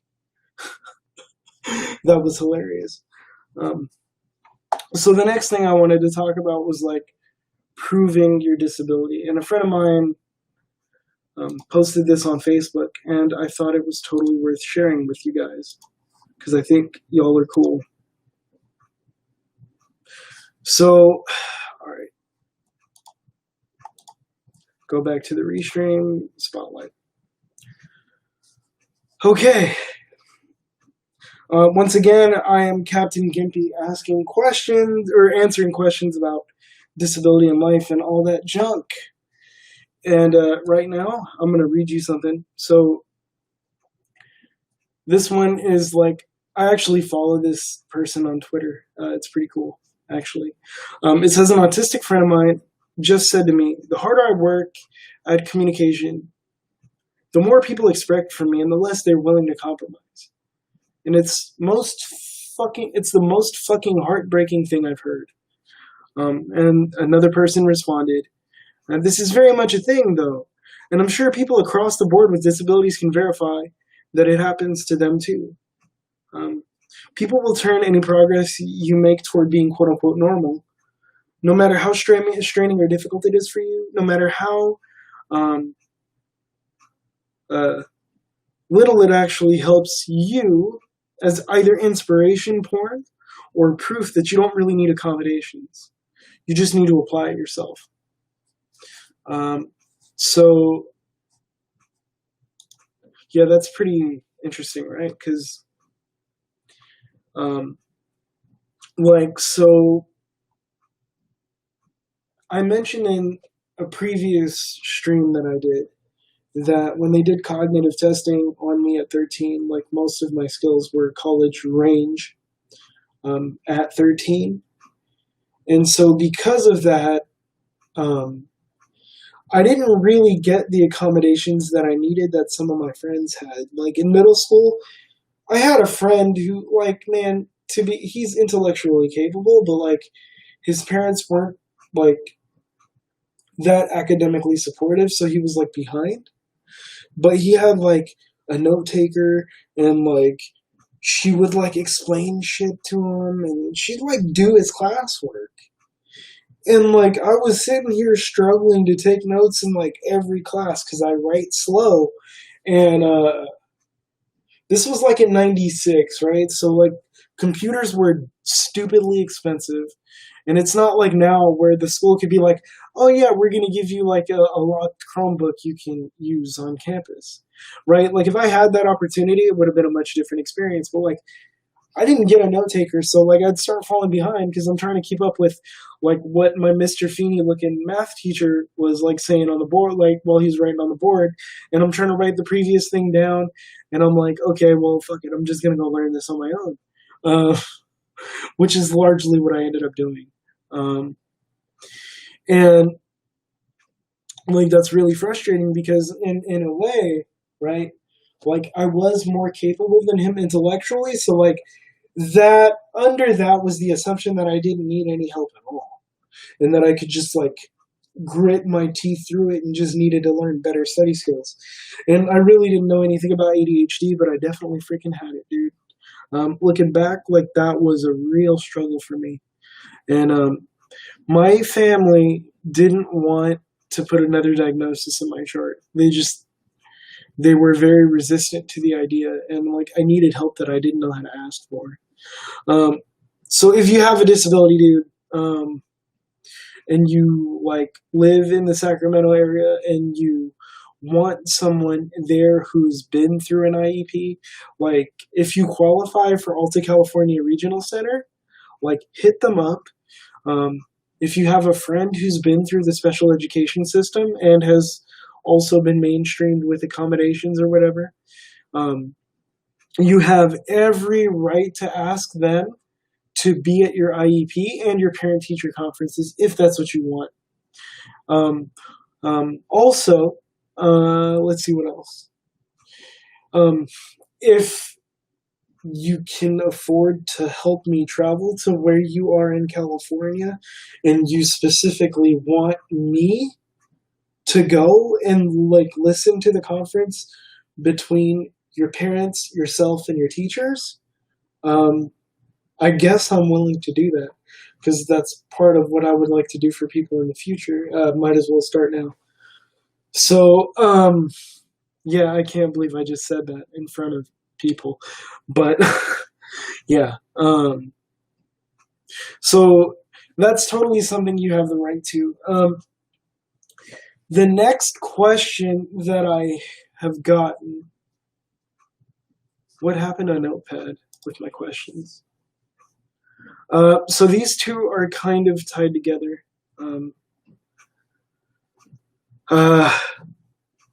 So where did it go? I think I lost it. Oh yeah, these questions are connected. So what do people not understand about the ADA? I don't know if you can answer this one, but it angers me how gray larger organizations can identify reasonable accommodations and get away with the bare minimum. So first of all, I want to talk about what is the ADA, right? So let's do something weird, and let's actually look at the Americans with Disabilities Act, right? On Wikipedia. Actually, dudes, is it okay if I mute my mic and go pee-pee real quick? Because I'm running out of... You know what? Guys? So, here's what I'm going to do. If there's anyone watching, what you are about to see is a clip from a documentary called The Examined Life, or Life Examined, or something like that.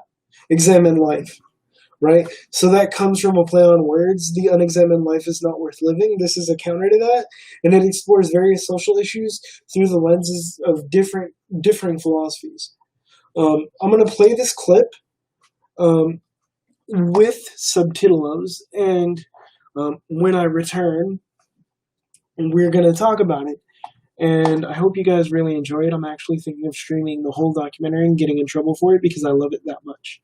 So if you are interested in watching this with me and having a lengthy philosophical discussion after the hour and a half, please let me know, because I would absolutely adore that opportunity to talk with you guys. Give me a sec.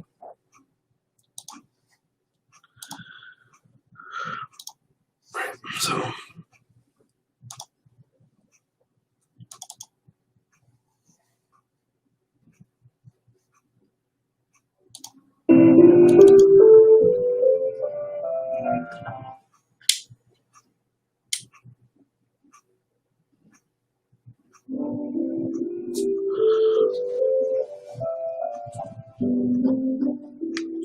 mute my mic because I really gotta go, man. I really gotta go.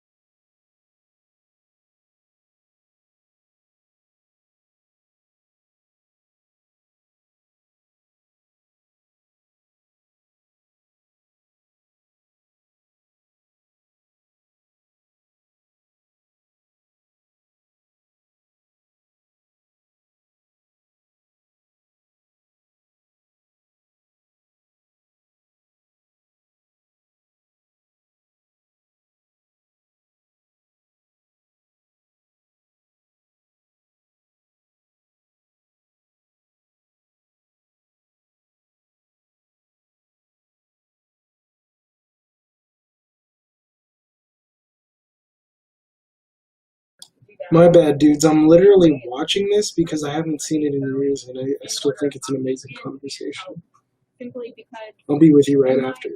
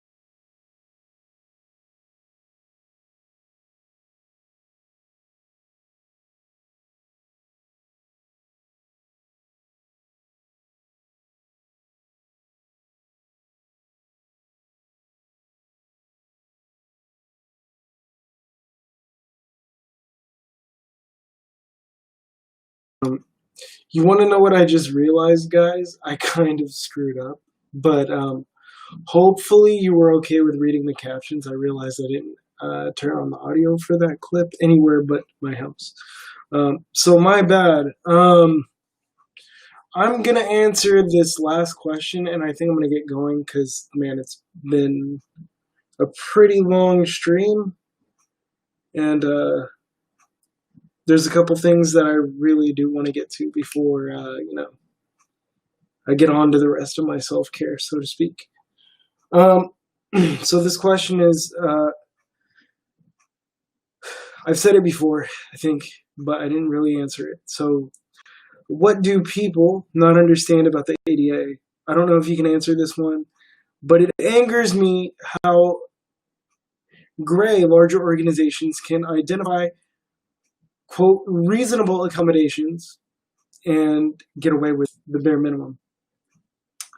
So, there's no answer to this question.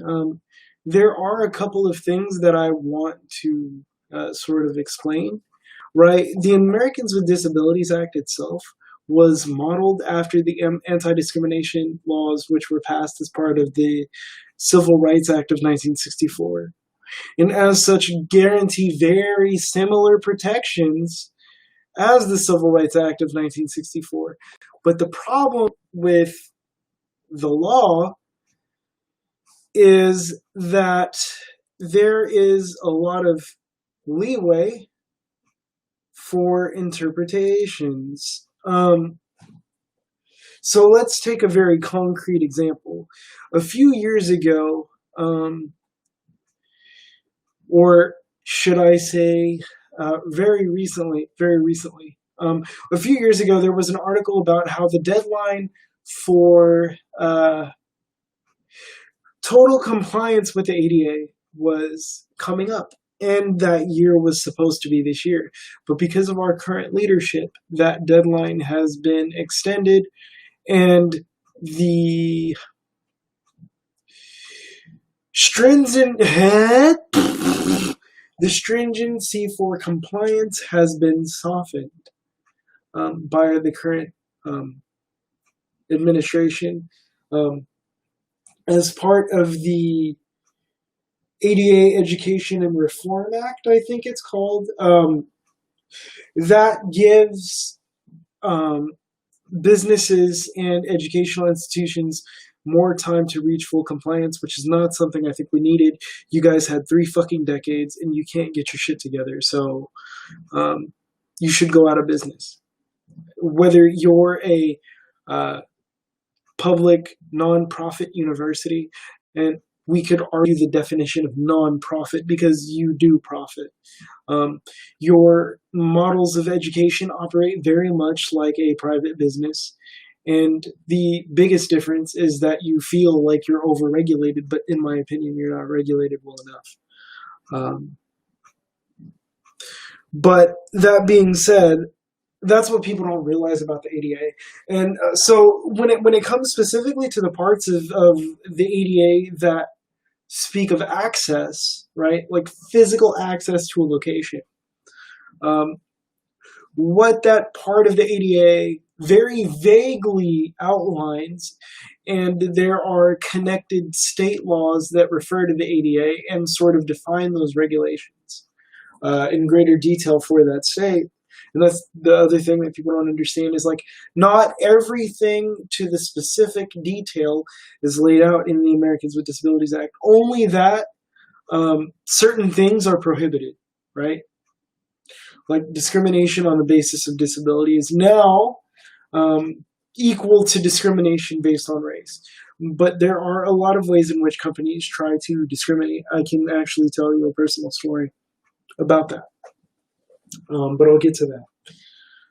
But what it entails is things like a accessible stall has to be a certain width in order to be considered accessible. The grab bars have to be at a certain height and a certain distance away from the wall, depending on their location in the stall. The grade of the access ramps can't be higher than a certain point. things like that. What people don't understand about the ADA is it leaves, like all laws in our system of government, um, it leaves a lot of room for interpretation.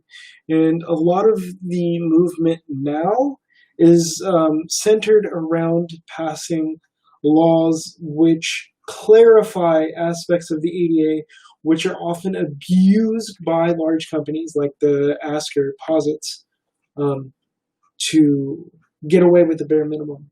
Uh, so, in terms of discrimination, uh, okay, so I was 18, just out of college. I was going to California Family Fitness. By the way, I don't know how I feel about gyms and accessibility in general. I mean, I know there are people that like enjoy transferring from their chair onto some bench and then getting back on. I don't. Also, I don't have the balance to like use normal equipment like that. Like generally, I have decent balance, but it's not great when I don't have back support. I need some level of back support, which isn't present on very many of those machines, and they're not movable benches. So that's something, but that's neither here nor there. But like that does pertain to access, and they're not required to do anything other than what they've done because people have access to machines, and some people in my position make use of them. But yeah, the other aspect. So I was 18, right? I wanted a job. It would have been my first like on the books job because I had worked as a web developer for like 4 years at that point, but it was like under the table stuff. I was doing a lot of it, but it was under the table. And my family was like, "Oh, you should get a real job, like not like this under the table stuff, but like a real job because for some reason that mattered a lot." I just cared that like I was able to earn money and get what I wanted because I didn't have very many needs as an 18-year-old kid. But I applied for this job. My application came up. I went in for an interview, and so here's the thing about having an IQ. You know when you made a mistake because you were nervous, and I was a really anxious person at that time. Like I had severe levels of social anxiety. I was very good at hiding it, but it fucked with my cognition, right? So I would still know if I was wrong. So she gave me a basic cashier's test, and she said I got too many questions wrong. I remembered she told me, "Oh, I'm not supposed to tell you, but they were all on the first page. Like you got 4 wrong." And I remembered all of the problems on that. I went to work them out with a calculator outside, and it turned out that I had gotten them all right. Now, the thing is, like, I wasn't a very litigious person, and because she had a quote written for all, dude, you can. I wrote it in pencil, so realistically, you could erase my answers and rewrite incorrect ones and say that I got them wrong. So, like, it's my word against hers. But I feel like she lied because they didn't want to make any more accommodation for me to work at the gym. They weren't interested, so I'm sure I was discriminated against on the basis of my disability. But it's been damn near 20 years. What, 18 years? Yeah, 18 years since then. But yeah, I mean, it happens all the time. Like I was mentioning before, there were 2 instances in the article that I shared of women who are very employable on paper, except that they disclose a disability and they're passed up for a job. So if you think that because we have the ADA, our problems are solved, I can point you to some reading that will give you a deeper understanding of the kinds of problems that have not improved almost at all since the passage of the Americans with Disabilities Act. If you're interested, message me, and I will let you know of some things you can take a look at and let me know your opinion on. With that being said, dudes, it's like 3:30-ish, and I would like to go do some other stuff. So for now, that will be the end of my stream. I will probably do another one next Tuesday at 12:30 or 1 p.m. And honestly, I'm kind of like a night owl, so it just depends on when I wake up. I will be back here same time, same channel. Um, I will see you guys soon. Peace, love, and chicken grease. Have a good day. Bye, guys. Thank you for listening.